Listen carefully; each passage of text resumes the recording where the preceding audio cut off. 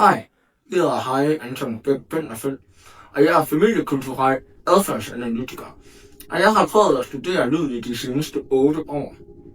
Som konsulent på det her område, så er en del af mit arbejde, det er jo også at få en forståelse af, hvem der også er i hjemmet.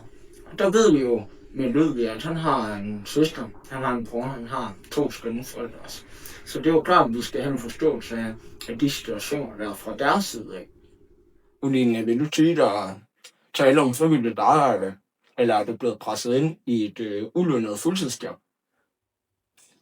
Altså for mig tror jeg mere, det handler om interessetimer på at prioritere i søskendeforholdet. Det er her, jeg ser en mulighed for at få Ludvig helt for mig selv i en lidt sårbar position, hvor jeg virkelig kan få noget ud af ham også, ikke? Det var for eksempel, da jeg hørte om Filippa for første gang. Ja, det er rigtig god mening, ja. Uline, når du sådan plukker hans øjenbryn, vil du sige, at du ser det som en form for kunst eller en nødvendighed? Der er helt klart 2 vinkler til den her, fordi for Ludvigs synspunkt, så tænker jeg helt sikkert, at det er en nødvendighed. Jeg er 100% sikker på, at han aldrig havde fundet Filippa, hvis ikke det var for mig. Ja, du griber ind på den måde. Helt sikkert. Ja, det giver god mening. Ja, mit navn det er Dr. Love. Jeg har en doktorgrad i samliv og relationel sundhed. Og jeg har jo haft fornøjelsen af at følge Ludvig og Filippa nøje i 2 år nu. Ludvig er jo det, vi kalder i fagterm for en nonverbal partner. Og det er jo som sådan ikke noget problem, hvis ens partner er i skarp kontrast til sig selv.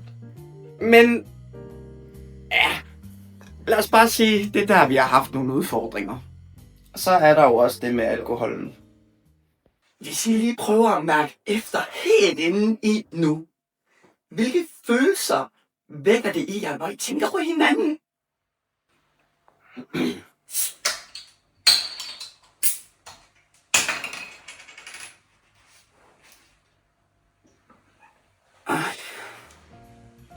Jeg har jo også forsøgt så at prøve at separere dem, for at se, om det kunne få dem til at åbne sig op. Men ja, altså desværre uden held. Jeg hedder Tang, og jeg har som renommeret kok og pensioneret jæger fulgt racen Ludvig over en længere periode. Første gang vi støder på hinanden, det er til et AG-møde. Det er glutenallergikernes svar på et AA-møde.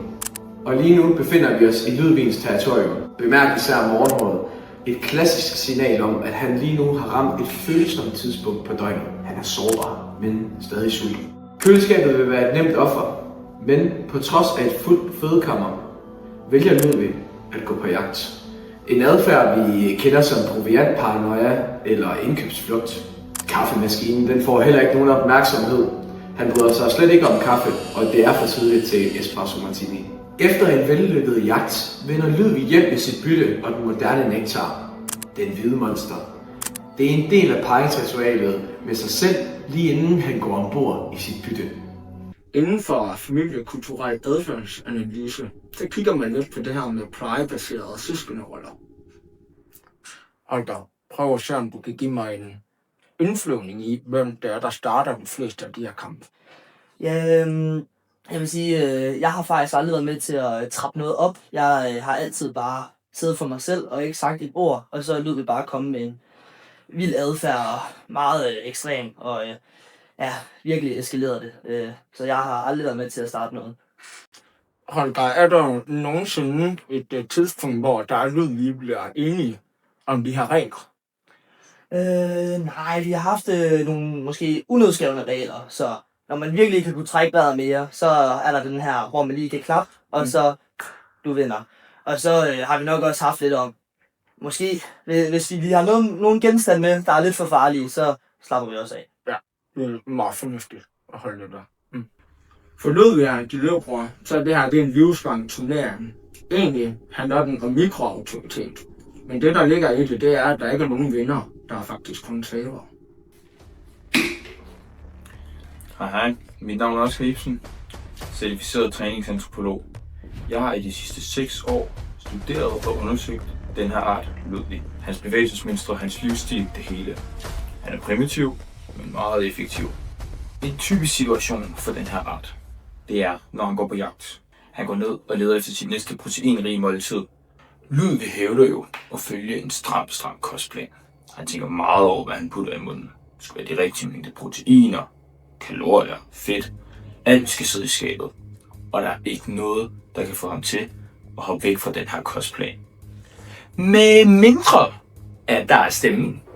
Han møder et par venner dernede. Kostplanen han ellers havde i kurven. Alt var planlagt. Ud af vinduet, frem med chipsene, og der blev nok åbnet en flaske champagne. Hans tilgang til madlavning er instinktiv.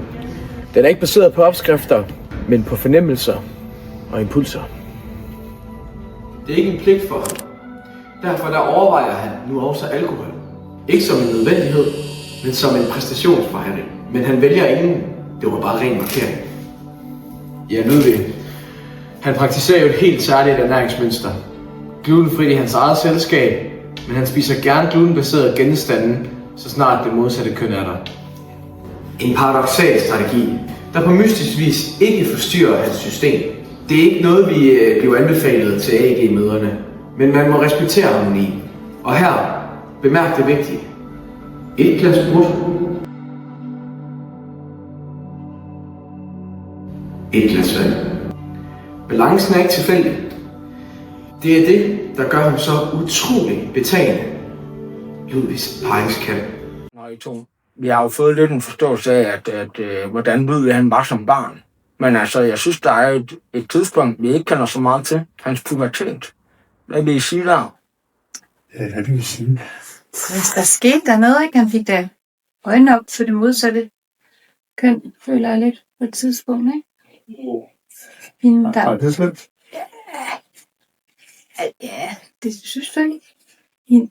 Jo, jeg synes, han blev præget af en pige, ikke? Altså sådan, der kom ind og... Det gør de jo. Ja, men altså sådan med måden at være på, mad og altså sådan kost og portion og sådan noget, jeg synes hun fik da indflydelse på hans liv. Ja, og lidt måske. Men... Ej, og altså hun fik da også indflydelse på dig, altså du blev også sådan lidt præget af det. Prøv at fortælle lidt om det. Nej, det synes jeg ikke. Jo, altså sådan med mad og sådan noget, jeg synes da, det er sådan det, jeg har Altså, prøvet. det er helt normalt at spille bøffer om morgenen. Ja, det ved jeg ikke. Jeg synes, hun fyldte meget i, altså, fordi Ludvig havde en interesse i en pige, så kom hun til at fylde meget i familien, altså. Det synes jeg. Det gør de jo. Altså, han skal tage dem til sig. Men altså, hvad var det, hun hed? Anne? Jeg synes... Anne? Ja, hun hed Anne, ja. Ja. Var det noget, der aftog? Ja, heldigvis vil jeg sige, så hvad var det lige med hende? Du troede jo, at det var Ludvigs. Ja, men så fandt vi ud af, at de var ikke de eneste i hendes liv. Nej. Det var nok sådan lidt barsk, ikke? Ja. Det var ikke rart. Jeg kan jo bemærke, Judith, at du sidder med et eller andet i din hånd. Ja, det var sådan lidt beviset for, at der også var andre i Annes liv, faktisk samtidig med, at Ludvig troede, at det var de to, ikke? Ja, der havde hun travlt med andre mænd også. I parforhold, der taler man traditionelt om, at der findes 5 kærlighedssprog. For eksempel, så kan det jo være, at man er sådan en type, der godt kan lide at tage sin mage i hånden, finder en tryghed i det. Så er det fysisk berøring, der er kærlighedssproget. Lige i Ludvig og Filippas tilfælde dog, så er det ikke lige denne her, de har til fælles. Eller nogen af de andre 4. De har nemlig valgt at opfinde deres helt eget faktisk, og i branchen har vi fundet et nyt ord for det. Alkohol. Altså som ekspert, der må jeg sige, det er fascinerende. Den gode Ludvig. Han har det også lidt med at være en løsgøjende over for sig selv. Han påstår, at han træner kun for de funktionelle fordele. Absolut ikke for at se godt ud på nogen måde. Og så tænker I nok, så må han jo være mega god til et eller andet, mega dygtig funktionel. Ja, nej, det er han ikke. Han skulle for første gang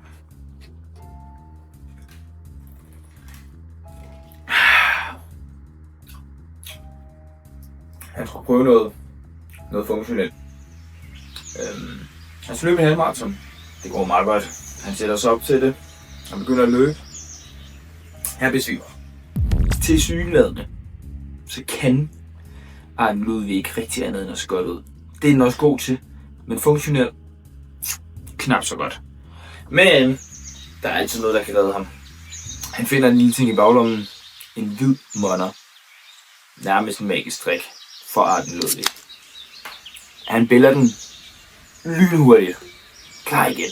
Fuld fart. Videre. Det vil så sige, det var det, vi troede. Vi var en gruppe træningsantropologer, der havde lavet dårlige analyser af den funktionelle kulden på arten. It's a wedding, we're having a wedding.